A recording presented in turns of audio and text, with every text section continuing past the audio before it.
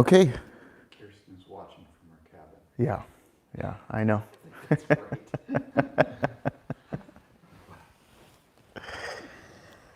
So today we're going to be talking about the Eightfold Path. This is Majjhima Nikaya 117, Maha Chattarisaka Sutta, the Great 40. Thus have I heard, on one occasion the Blessed One was living at Savatthi in Jeta's Grove, Anathapindika's park. There he addressed the bhikkhus thus, "Bhikkhus, Venerable Sir," they replied. The Blessed One said this, "Bhikkhus, I shall teach you noble right concentration with its supports and its requisites. Listen and attend closely to what I shall say." "Yes, Venerable Sir," the bhikkhus replied. The Blessed One said this, "What, bhikkhus, is noble right concentration with its supports and its requisites? That is right view, right intention, right speech, right action, right livelihood, right effort, and right mindfulness.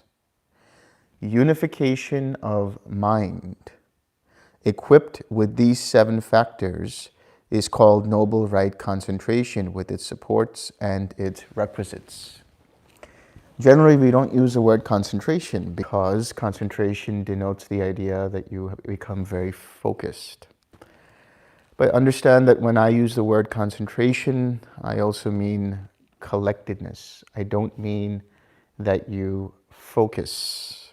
Focus is different from collectedness. Focus means that you make an effort, undue amounts of effort, that pinpoints and locks your attention on your object of meditation to the point that you become attached to the meditation. You attach yourself or sense of self to the object of meditation. Here, when we talk about right concentration, that is samadhi. That is right collectedness. Samadhi. Samadhi. Now this word samadhi, what does that mean? Sama means even, to be balanced all the time. The same. The word same is similar to sama. It is the same. And the, so samadhi. Samadhi comes from the word buddhi. Buddhi here means your mind. Having a mind that is balanced. So would a mind that is one-pointed, focused, concentrated be considered balanced? It's not balanced. Would a mind that's attention is loose, unaware, unable to remain composed? I like that word, composed. I'll explain what I mean. Is that balanced? Because it's loose. The attention is scattered everywhere. So there has to be a balance. The right amount of effort, which is the 6 R's, allows the mind to remain collected. There's a word called composed, or composure. I got this from Venerable Dhammananda while I was talking to him in an interview about Bhante Punaji, and one of his translations is mental composure. I like that statement, mental composure. The mind remains steady, the mind remains stable, the attention remains unscattered. Now, somebody asked this question, what does it mean, unification of mind? Because unification of mind, does that mean that all components of the mind become unified? Or what does that mean? Unification of mind comes from the word chittas ekagata. Ekagata. Generally, ekagata is translated as eka, that is one, agrata, to make, to point. So that's always generally translated as one-pointed, ekagrata. But you forget about the first part of that, chittas ekagrata, unification of mind. Chitta, what is chitta here? Chitta can mean consciousness, chitta can mean mind, or chitta can mean mindset. What is a mindset? The way I define a mindset is that it is a collection of similar thoughts. In the same way, a mood is a collection of similar emotions. You would say to somebody who's not feeling so well emotionally, you say he's in an angry mood, or his mood is down. Why? Because the collection of different emotions that he has make up that kind of mood. But a person who's upbeat, who's lively, who's happy, you say he's in a good mood. What does that mean? His thoughts and his emotions generally are uplifted. So here when we talk about unification of mind, chittas ekagata, what we are saying is it is a collection of similar thoughts. That's why when you meditate in loving kindness, in compassion, in joy, in equanimity, what happens? There are similar thoughts that arise in relation to that loving kindness. It's not necessary that your mind remains completely still. That's not the key here. Your mind will remain still naturally. You can't just still the mind like that. Not until you've let go of all the fetters. By then your mind is absolutely still anyway. But when it comes to stilling the mind, there is a process to this. Okay? So when we talk about unification of mind, what it means is that the attention is balanced. The attention remains unscattered, and it's around similar thoughts or ideas related to the object of meditation. For example, when you think about your spiritual friend, what might come up is how loving your spiritual friend is, how kind your spiritual friend is, the image of his or her smile comes up, the image of his or her bright face comes up, whatever it might be. Now that is in conjunction with the feeling of metta, which means there's a collection of thoughts coming into play here, a collection of images, a collection of ideas.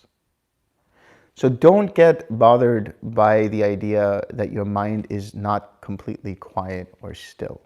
That will happen gradually, naturally.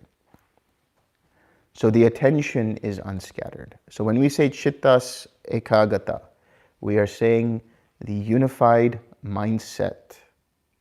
The mind remains collected. The mind remains steady and stable.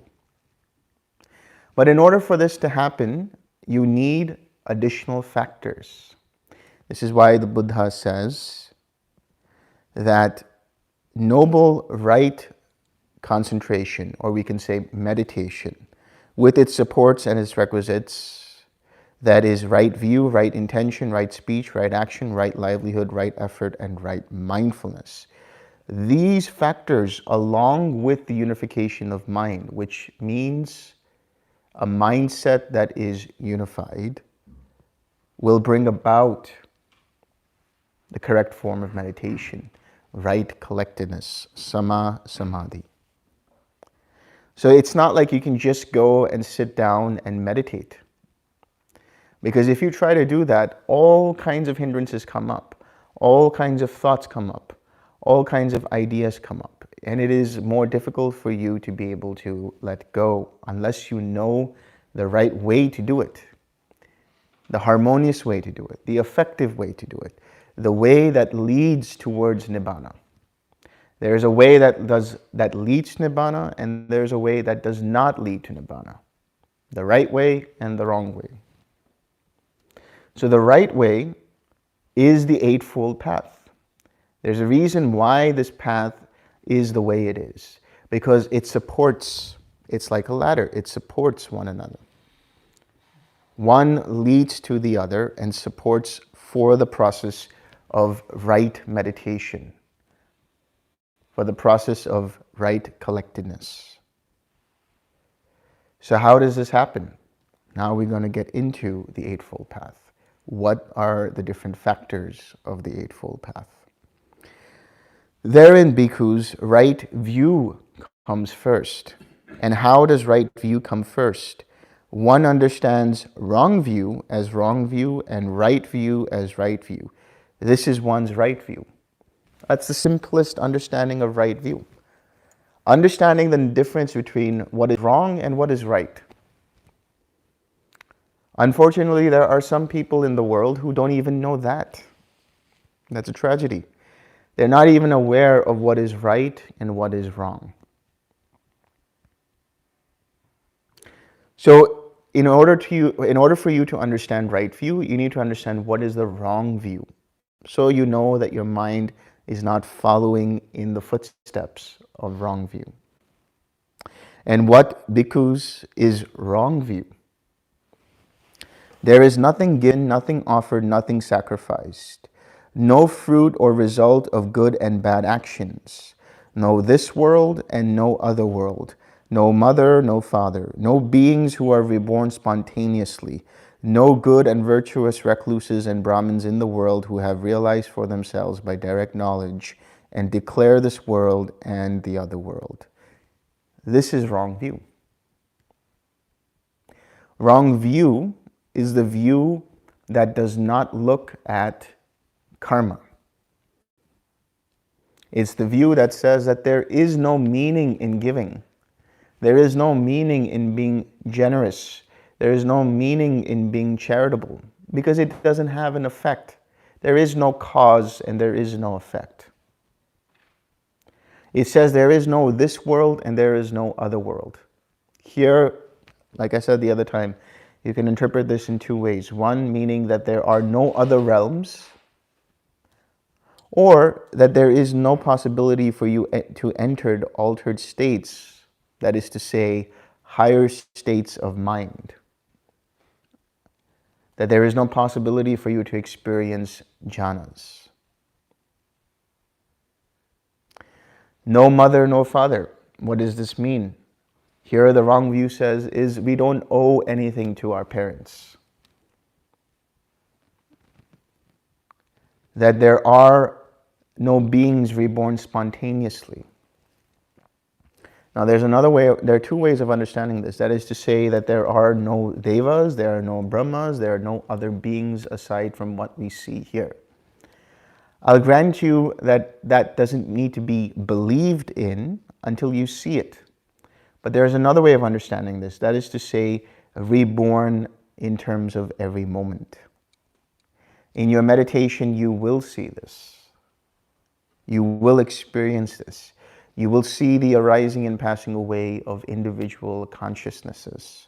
You will see how dependent origination works, and you will see for yourself that indeed there is rebirth in every passing moment. And that there are no good and virtuous recluses and Brahmins in the world who have realized for themselves by direct knowledge and declare this world and the other world. In other words, that there are no teachers present who can show the way out of this suffering.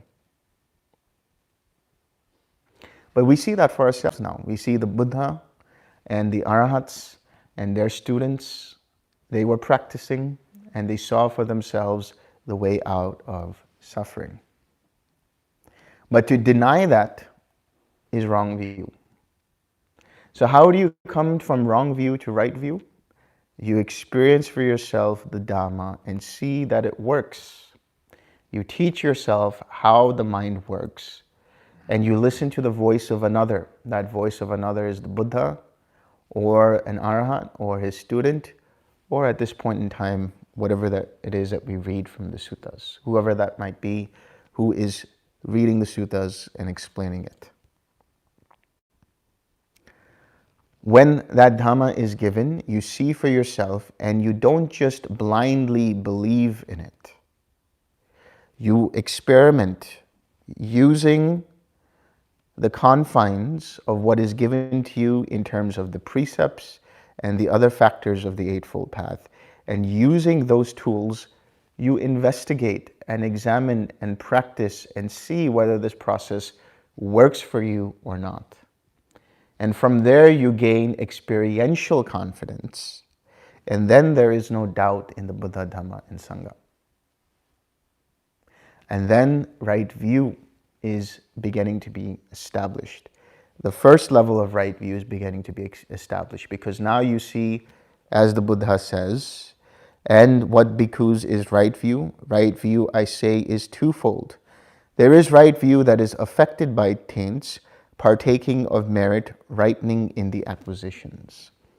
And there is right view that is noble, taintless, supramundane, a factor of the path.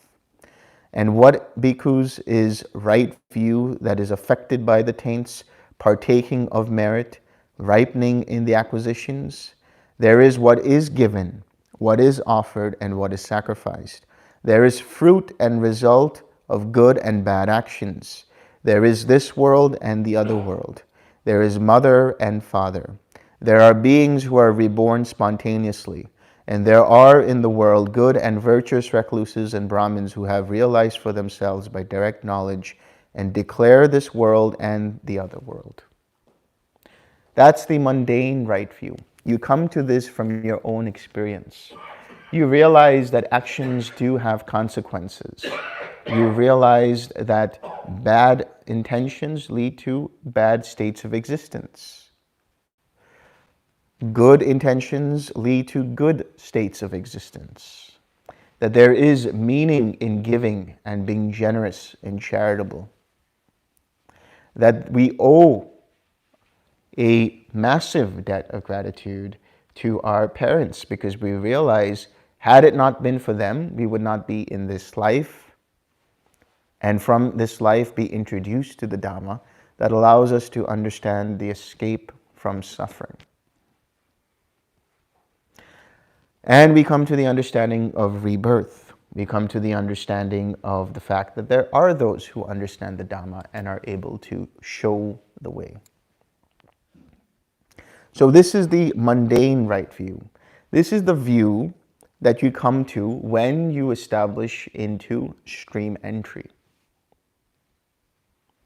When you experience that first experience of having let go completely and drop the first three fetters. What are the first three fetters? The first fetter is belief in a personal self. You start to see that there cannot be a permanent personal self because everything is interdependent and arising depending upon causes and conditions.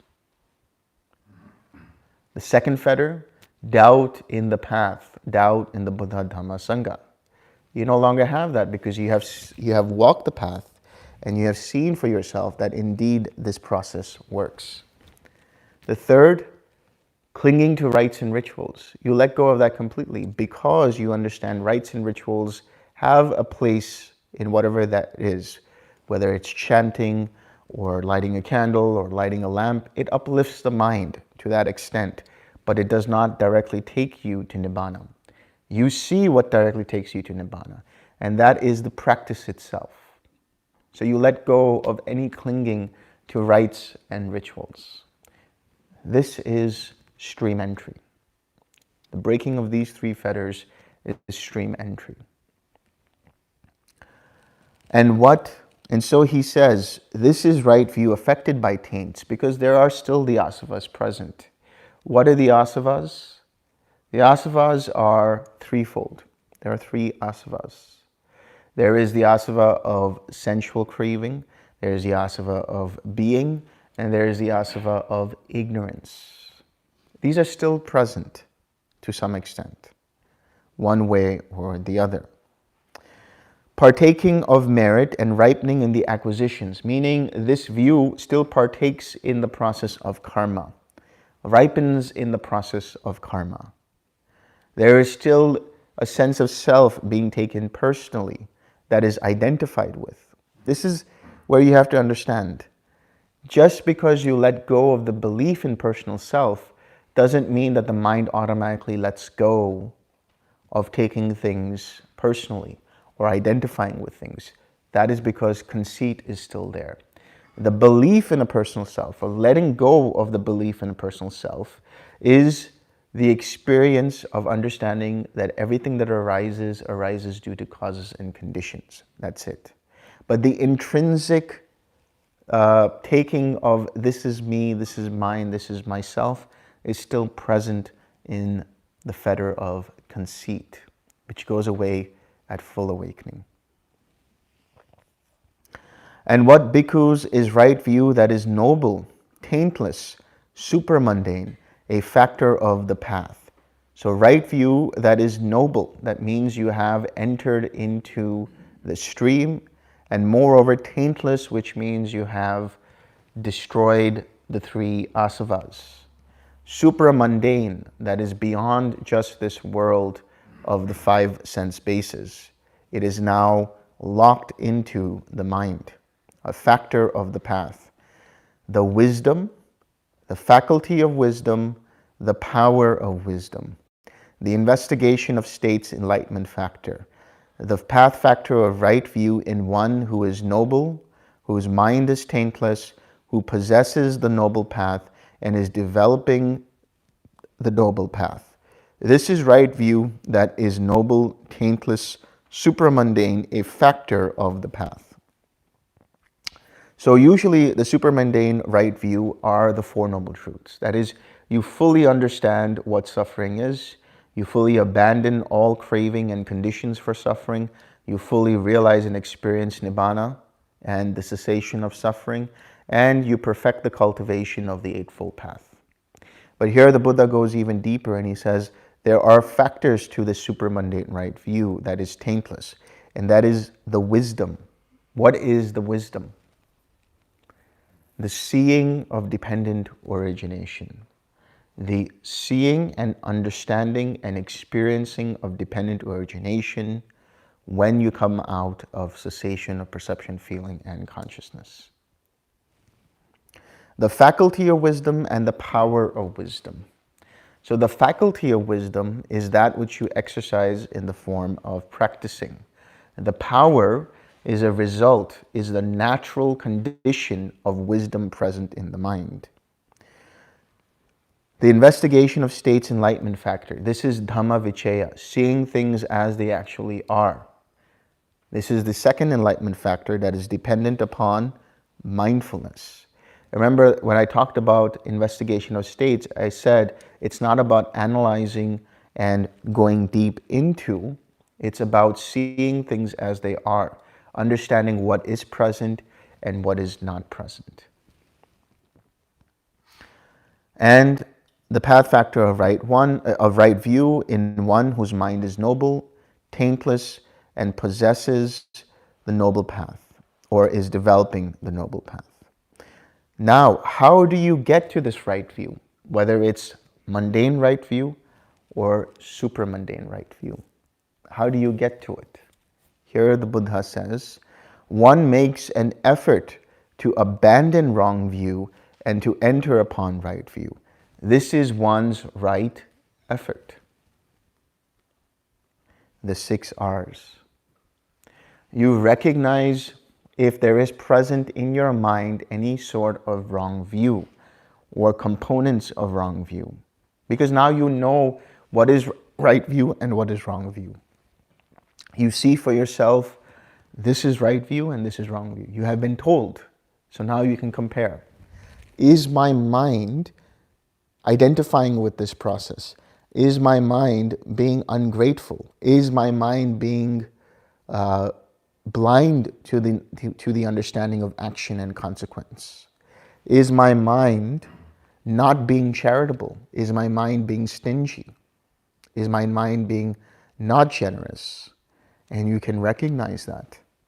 You can release that. You can relax. You can uplift the mind and replace that wrong view with right view. Every time you identify with a process, you can recognize that, let go, and come to the right view of the Four Noble Truths. Indeed, whenever you experience and adapt and apply the 6 R's, you're coming into alignment with the Four Noble Truths.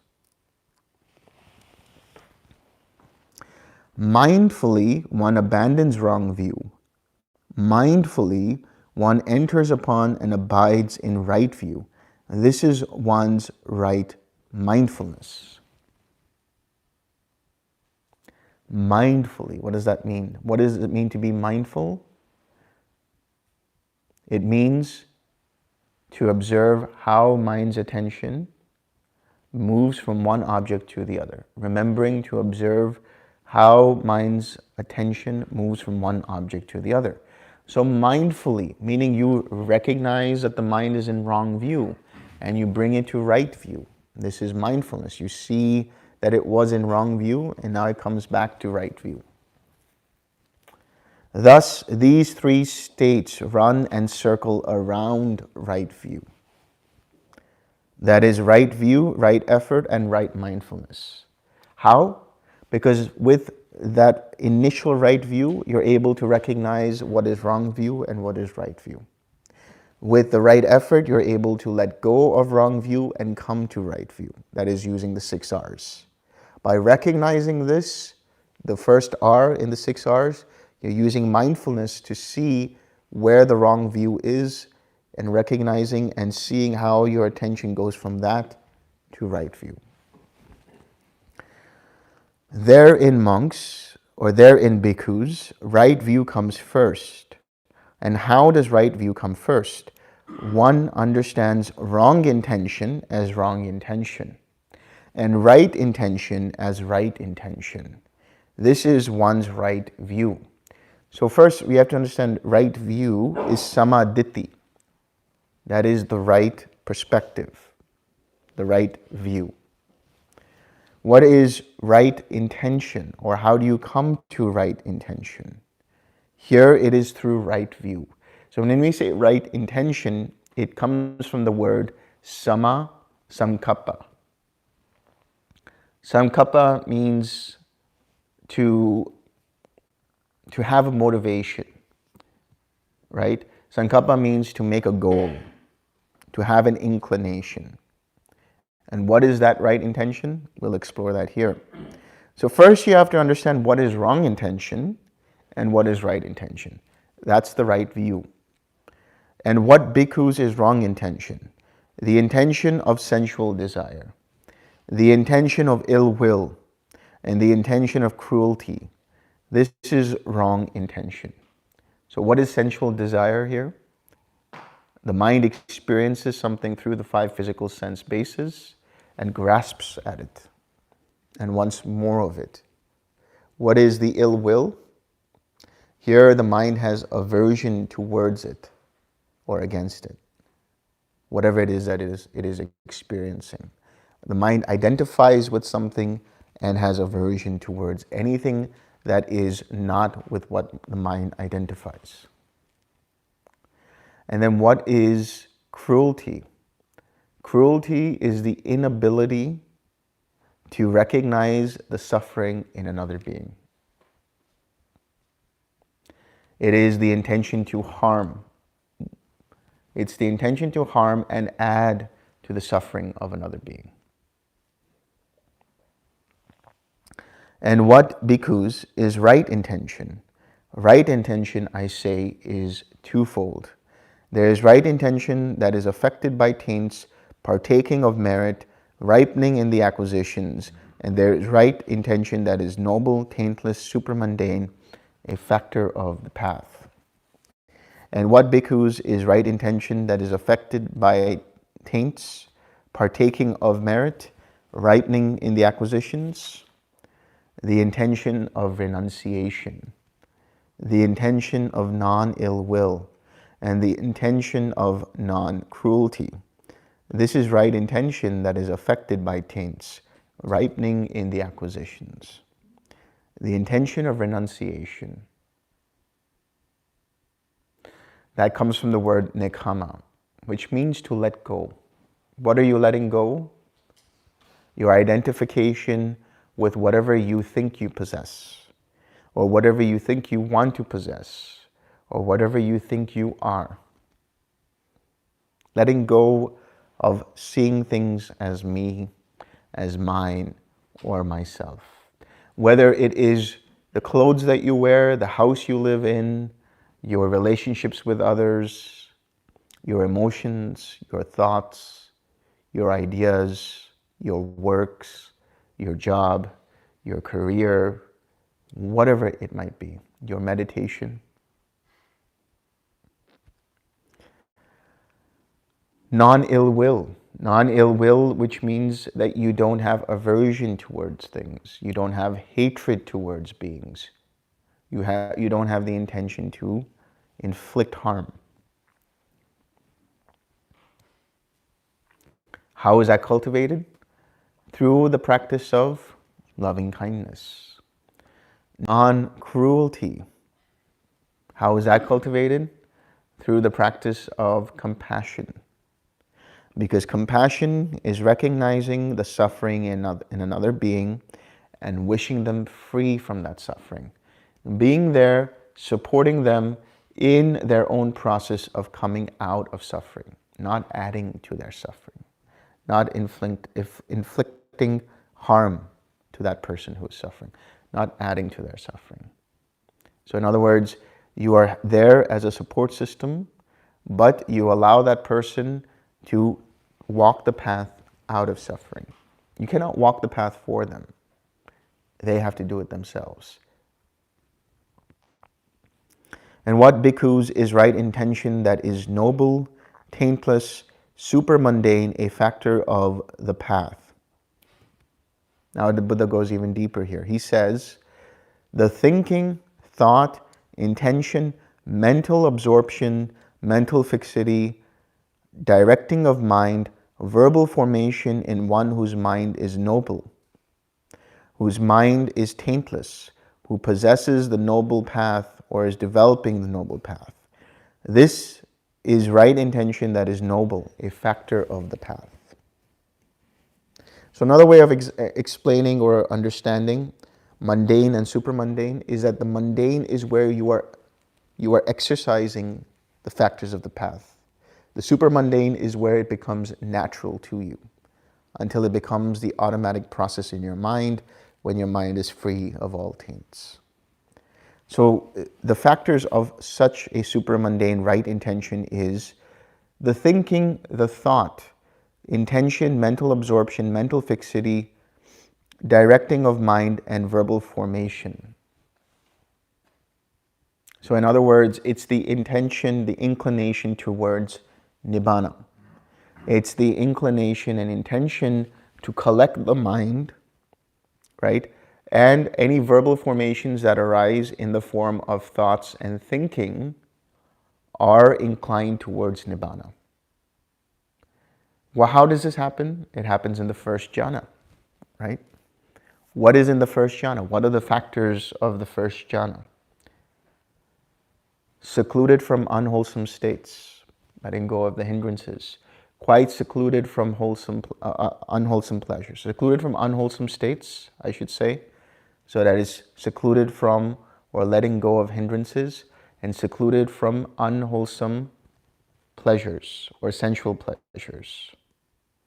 Because the wholesome pleasure is the experience of the joy that arises and the happiness that arises born of seclusion, born of letting go of the hindrance. And that arises due to the thinking, the applied and sustained thought. How does that happen? You bring up an intention of loving kindness. You bring up an intention of going into meditation, right? And then you come to mental fixity. That is, the mind becomes stable, starts to become stable. You have mental absorption. Absorption here does not mean that the mind becomes one with the object. It means that the mind orbits the object, right? It becomes collected around the object.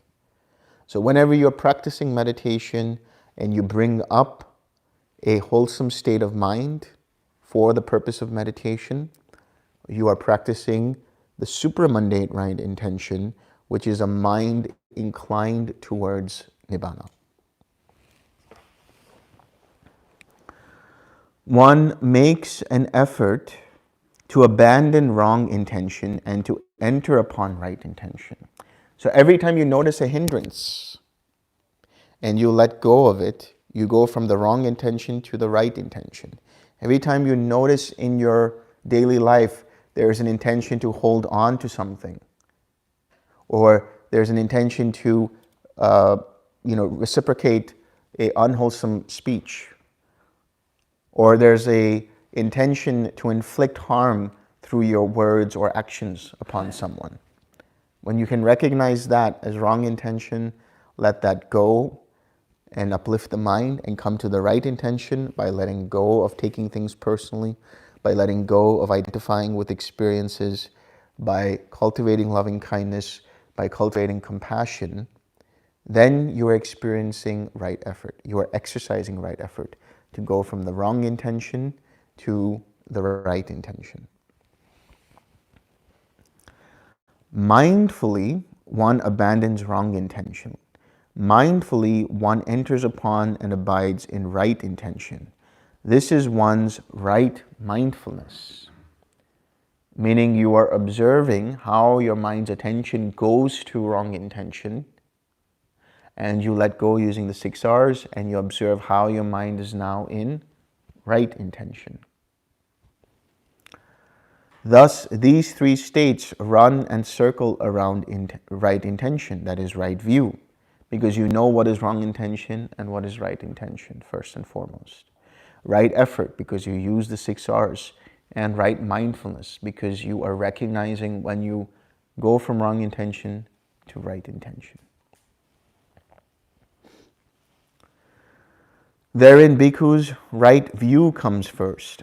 And how does right view come first?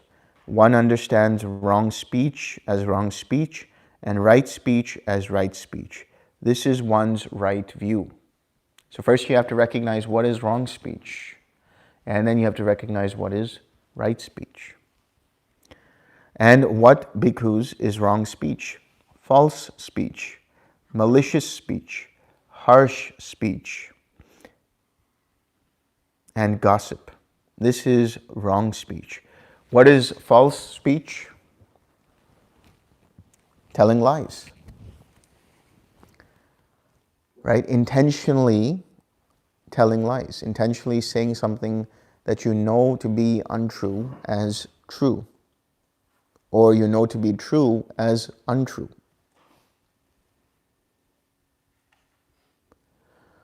What is malicious speech? Malicious speech is where the mind wants to use words to bring harm to another being. Malicious, to bring malice, to bring harm. What is harsh speech? That is crude speech, abusive speech, using all those 4-letter words,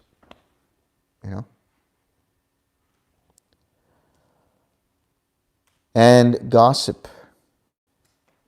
Gossip is speaking about another person, which you don't know whether it's true or not, but you're speaking about them in a way that is critical, in a way that is maybe true, maybe untrue.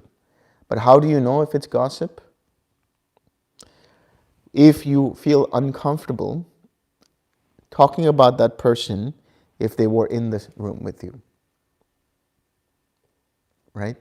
So if I was telling you about somebody here, and they were not in the room, and I said, this person is so-and-so, and they said this and this, and this is what happened, and they broke up with this person, and now they're doing this, all kinds of things. That's, okay, I'm saying all that. Would I say the same thing with the person in the room? If I feel comfortable doing that, then that's not gossip. But if I feel uncomfortable, it means that I have an intention to besmirch the character of that person.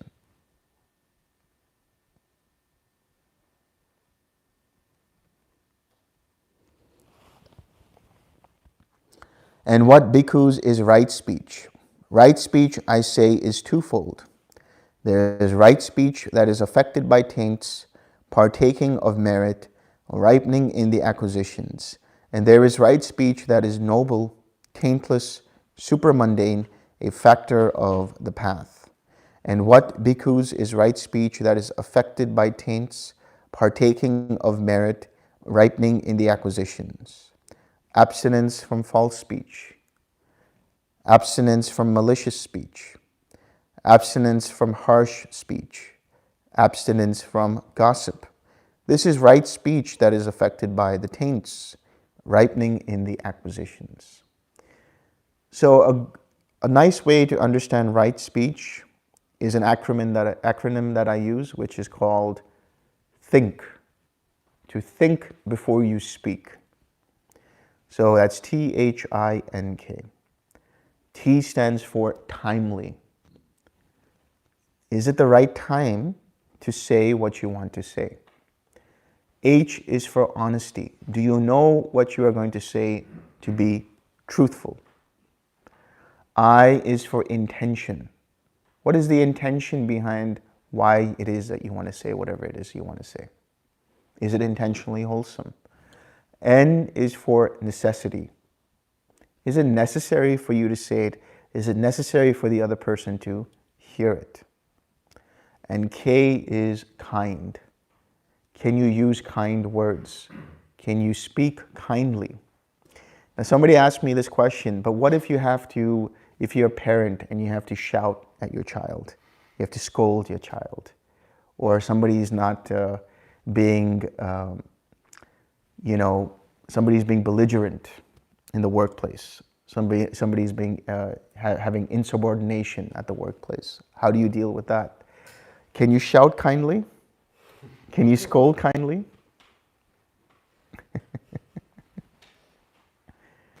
Right? So it's all about the intention. It's all about making sure you don't take it personally with yourself and you don't make it personal for the other person, right? If you have to criticize them, bring to light their actions, not what they're doing, not what they are or what you think they are. Bring up what are the actions that are wrongful and address that. Don't make it personal.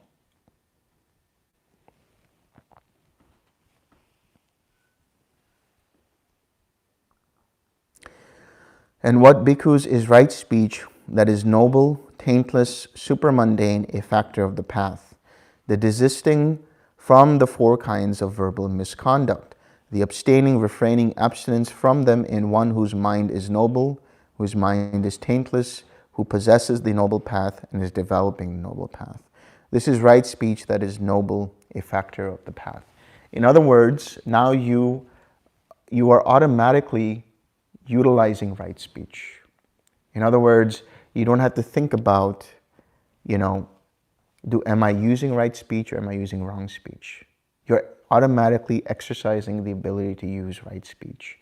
You're automatically thinking in that sense before you speak and understanding if what you are going to say is appropriate for the situation and person or not. One makes an effort to abandon wrong speech and to enter upon right speech. This is one's right effort. You notice the intention of what it is that you want to say. And if it's a wrong intention and it's going to result in wrong speech, you recognize that, you release it, you relax, you uplift the mind, you smile if you can, you uplift the mind, and you utilize right speech. You replace the wrong speech with the right speech. Mindfully, one abandons wrong speech. Mindfully, one enters upon and abides in right speech. In other words, you recognize that there is an intention to commit wrong speech, and you observe how your attention goes from that to the intention to have right speech. This is one's right mindfulness. Thus, these three states run and circle around right speech. That is right view, right effort, and right mindfulness. Therein, monks, right view comes first. And how does right view come first? One understands wrong action as wrong action and right action as right action. This is one's right view. So for the most basic right view is knowing what is wrong and right in terms of actions and behavior. And what bhikkhus is wrong action? Killing living beings, taking what is not given, and misconduct in sensual pleasures. This is wrong action. Breaking the precepts is wrong action. And what bhikkhus is right action? Right action, I say, is twofold. There is right action that is affected by taints, partaking of merit, ripening in the acquisitions. And there is right action that is noble, taintless, supramundane, a factor of the path. And what bhikkhus is right action that is affected by taints, partaking of merit, ripening in the acquisitions? Abstinence from killing living beings. Abstinence from taking what is not given. Abstinence from misconduct in sensual pleasures. This is right action that is affected by taints, ripening in the acquisitions. And what bhikkhus is right action that is noble, taintless, supramundane, a factor of the path? The desisting from the three kinds of bodily misconduct. The abstaining, refraining, abstinence from them in one whose mind is noble, whose mind is taintless, who possesses the noble path and is developing the noble path. This is right action that is noble, a factor of the path. So what is the difference?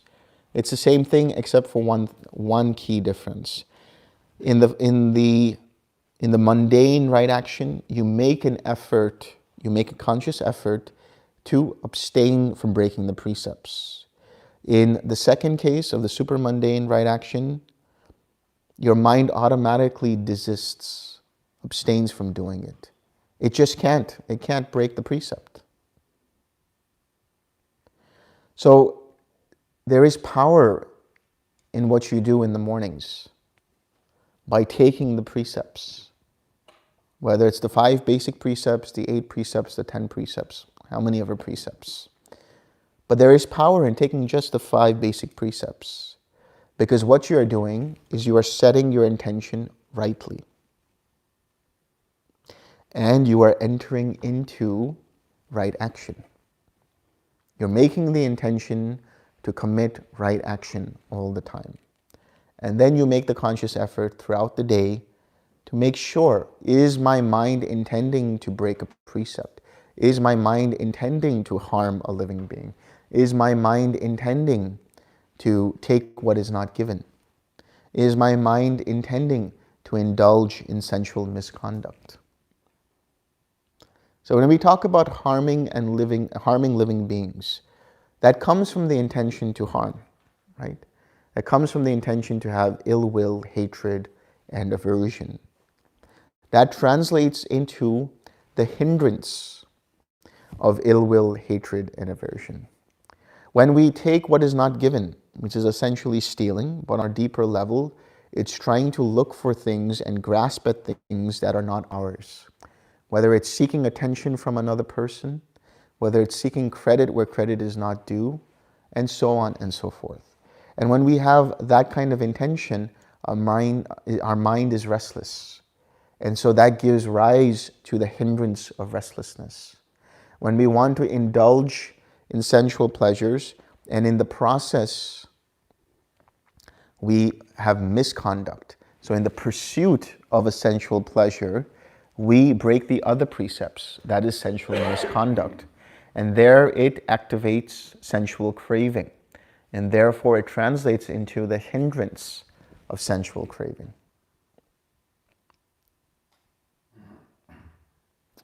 And then when we use false speech to trick, to have deceit, to deceive, that means that we are creating a falsehood when we speak lies. And this can create the hindrance of doubt, because now we start to doubt others. If I'm not telling the truth, how can I be sure that person is telling the truth? And we start to have doubt there, and then we start to have doubt in ourselves, and that results in the hindrance of doubt. Now here it doesn't talk about the indulgence in intoxicants, but it is implied through the process of mindfulness. But let's take that also, indulging in intoxicants. Even if you're indulging in cocaine, which is something that activates the mind, that creates activity in the mind, ultimately what does that do? It weakens the mind. It dulls the senses. It dulls the mind, which translates to sloth and torpor. Indulging in intoxicants. Intoxicants just doesn't mean alcohol and drugs, but overindulgence in anything. Binging on a Netflix show, right? Watching too much news or reading too much, right? Or browsing and surfing the internet too much. What does that do? It dulls the mind. It creates sloth and torpor. Or even just indulging in excessive thinking, right? That also dulls the mind. So the breaking of these 5 precepts results in the arising of the 5 hindrances. But cultivation and commitment and acting on that commitment to keep those precepts starts to clarify the mind, starts to purify the mind, so that there is no more further arising of these hindrances.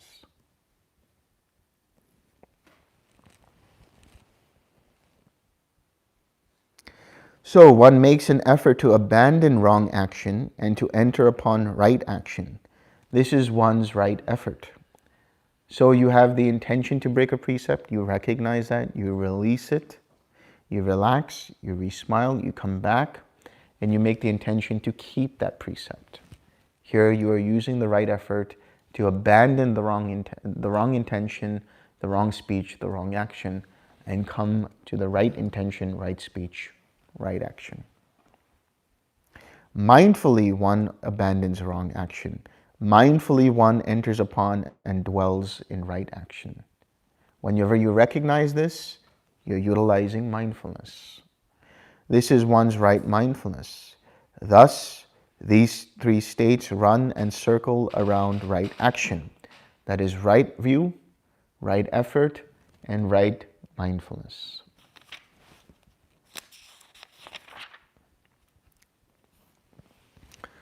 Therein, bhikkhus, right view comes first. And how does right view come first? One understands wrong livelihood as wrong livelihood and right livelihood as right livelihood. This is one's right view. First, you have to understand what is wrong livelihood and what is right livelihood. That's the basic right view. And what, bhikkhus, is wrong livelihood? Okay, this is interesting, but this is specifically for monks. Scheming, talking, hinting, belittling, pursuing gain with gain. This is wrong livelihood.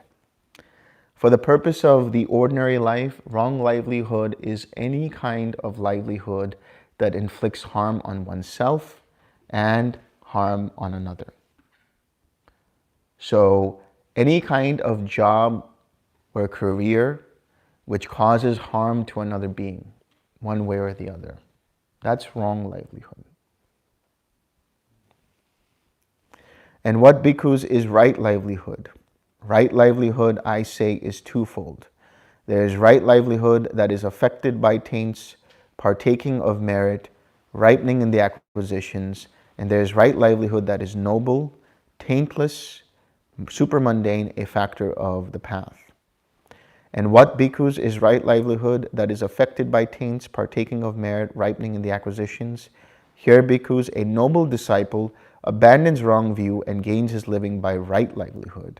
This is right livelihood that is affected by taints, ripening in the acquisitions. In other words, he lets go of scheming and talking and hinting and belittling, pursuing gain with gain. That means you make plans to see how it is you're going to get your requisites, worrying too much about how you're going to get your next meal, worrying too much about, how you're going to get the next set of robes, or trading one thing for the other. I'll trade you 2 robes for this bowl. Or hinting, hinting meaning, I really like that piece of chocolate cake. I wonder if anyone can save me a piece, right? But there's also a whole array of different factors of wrong livelihood that the Buddha talks about, which includes things like being an astrologer, reading palms, reading the sky, all kinds of things related to that, or being a doctor. And the reason is because all of these detract a person who has become a monk for the purpose of what? For the purpose of attaining Nibbana. The Buddha is not saying there's anything inherently wrong with becoming an astrologer or a palm reader or a doctor or any of these things. What he's saying is, if you are a monk, what is your first and foremost duty? To attain Nibbana. Anything that takes you away from that and you get yourself involved in all of that, that's wrong livelihood for a monk. And if the Buddha had said that being a doctor is wrong livelihood, then why did he himself have his own personal physician, Jivaka? He was an arahant? No, I mean Jivaka? No, Jivaka was a lay person who was a doctor. He was a doctor for all of the different kings of the kingdom there, of that place there. And he was also the Buddha's personal physician. Then he was not a monk. Exactly. So then he didn't have wrong livelihood as a lay person. So my point here is, there's nothing wrong with being a doctor if you're a lay person.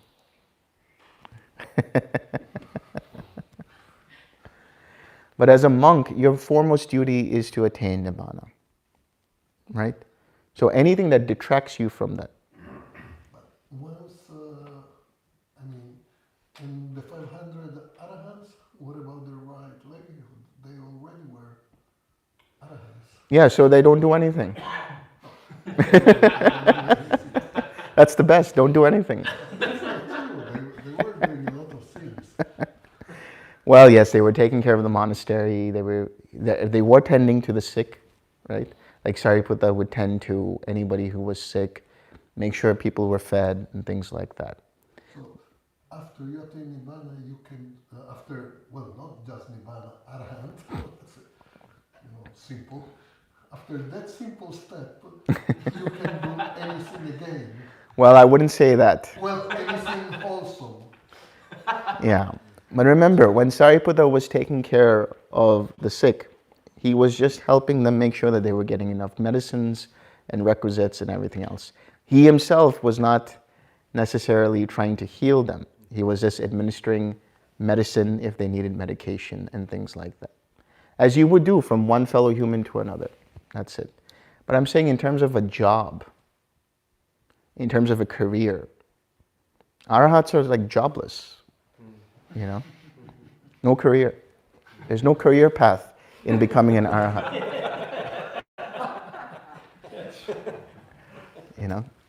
But I see what you're saying, but I hope you understand what I'm saying here. No, I Yeah. understand. Yeah. Just wondering. Yeah. So what you're saying here is that our career path is to retire arhat. That's right. That's right. What a great retirement, right? How to regard, in the modern day, it seems to me, many things have been watered down. And Yeah. we talk about following the old school rules, being fundamentalist. Many monks in the modern day, in Asia in particular, North America as well, I'll see them handle money. Oh, yeah. They're all Yeah. about the bling, Yeah. whether it's, I've seen monks in cars, all kinds of stuff. Yeah. And it's, as a layperson, it's not our place to be like, hey, are you following the Vinaya? but at the same time, they're wearing the banner of the Arhat. That is true. They are in the robes. They're in the They have to behave a certain way. I think in the modern world, it is difficult for someone not to carry money in the form of a credit card or a debit card or something like that. But for that, you would have to talk to somebody who is a Vinaya expert. You know, how does that, how can somebody, you know, be a monk and still travel the world or travel around without money? Venmo. Who said that?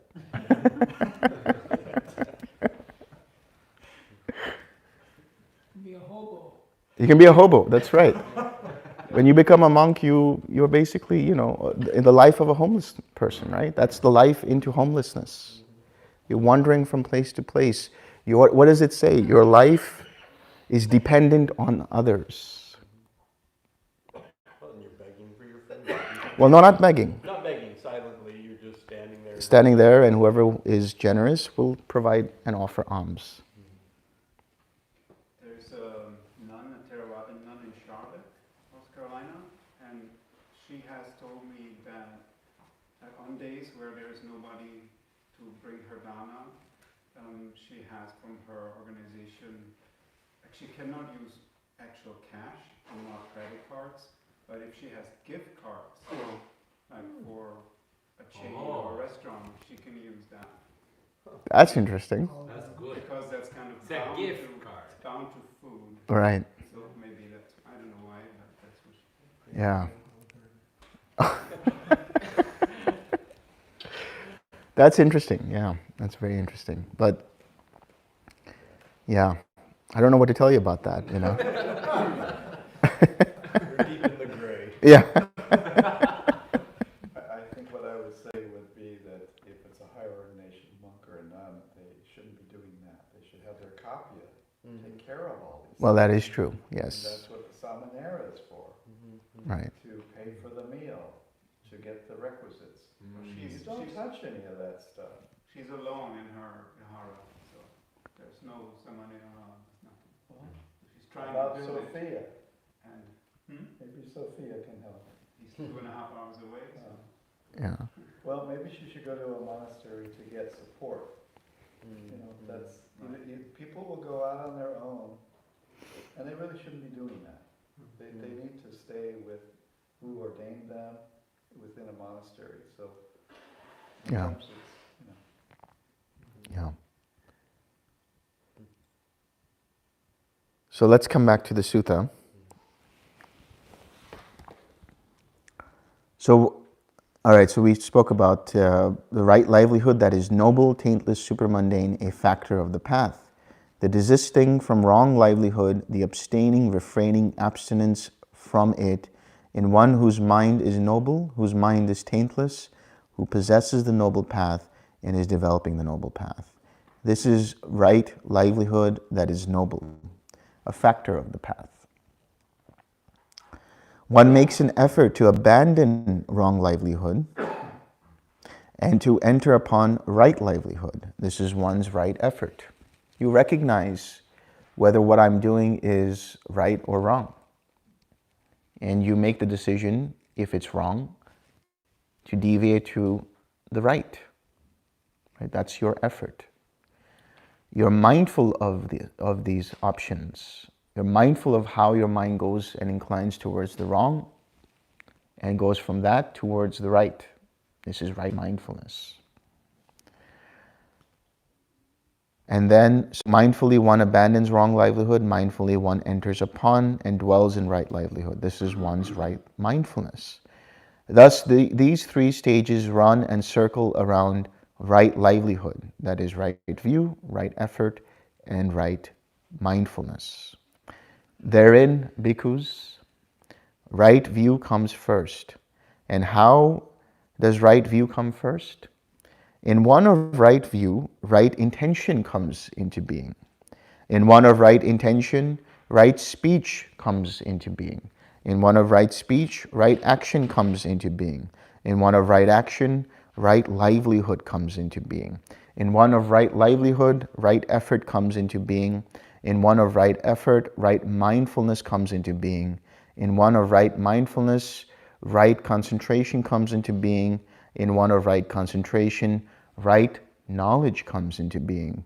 In one of right knowledge, right deliverance comes into being. Thus, bhikkhus, the path of the disciple in higher training possesses 8 factors. The arahat possesses 10 factors. So that is the eightfold path. The right view leads to right intention. Once you have the right view, your intention gets straight. Once you have the right intention, your speech and your actions remain wholesome. Because of that, you also have right livelihood. And when all these 3 are taken care of, you have right effort. You're able to progress in the practice by utilizing the 6 R's. And that results in you having right mindfulness, the ability to recognize and observe and remember to observe how mind's attention moves from one thing to the other. And then from there, with that all in place, your mind becomes collected with the unification of mind and starts to enter upon the first jhana, the second jhana, the third jhana, the fourth jhana. And then from the fourth jhana, experience infinite space, infinite consciousness, nothingness, neither perception nor non-perception. And then ultimately let go of all perceptions and experience the cessation of perception, feeling, and consciousness. And when the mind comes out of that, it experiences stream entry. And once it does that, then you rinse and repeat. And you keep doing that until you experience arahatship. And at arahatship, there are these 2 path factors that are unlocked: right knowledge and right deliverance. Right knowledge is samajnana. Right knowledge, right wisdom, right intention. And right deliverance is samavimutti, right liberation. So what is the knowledge that the arahat possesses? The knowledge of the mind being liberated. Whenever you hear the arahat saying, birth is destroyed, there is no more coming to be. What had to be done has been done, right? All of those things, that is the knowledge that what had to be done has been done. That is the knowledge that the taints have been destroyed. And as a result of which one experiences right liberation, has experienced nibbana, has experienced, more importantly, has experienced a mind that is now free of any suffering. Vimutti, liberation, which means that mind has escaped from the clutches of rebirth, escaped from the cycle of samsara. David, I think he's talking about a mind without craving. That's right, a mind without craving. Thank you. There you go. You get some of my royalties now. That's right. It is also the path to Nibbana. You see, the all we've talked about so far is the path to Nibbana, which results in a mind without craving. These 2 books are yoked together. That's right. That's right, Venerable Sir. And one without the other. So buy them as a set. As a set, exactly. So, therein, bhikkhus, right view comes first. And how does right view come first? In one of right view, wrong view is abolished. And the many evil, unwholesome states that originate with wrong view as condition are also abolished. And the many wholesome states that originate from right view as condition come to fulfillment by development. In one of right intention, wrong intention is abolished. And the many evil, unwholesome states that originate with wrong intention as condition are also abolished. And the many wholesome states that originate with right intention as condition come to fulfillment by development. In one of right speech, wrong speech is abolished. In one of right action, wrong action is abolished.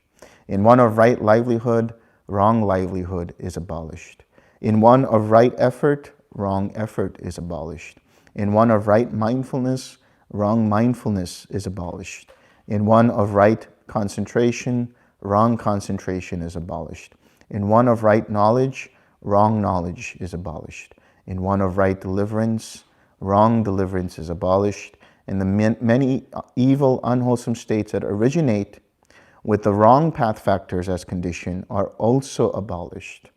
And the many wholesome states that originate with the right path factors as condition come to fulfillment by development.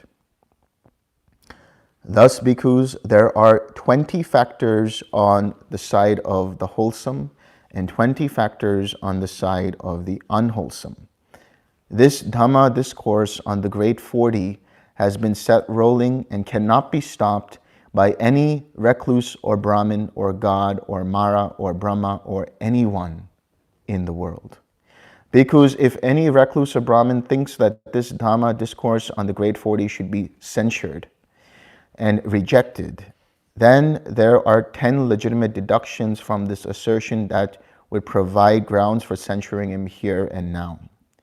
If that worthy one censures right view, then he would honor and praise those recluses who are of wrong view. If that worthy one censures right intention, then he would honor and praise those recluses and Brahmins who are of wrong intention. If that one censures right speech, right action, right livelihood, right effort, right mindfulness, right concentration, right knowledge, right deliverance, then he would honor and praise those recluses and Brahmins who are of these wrong path factors.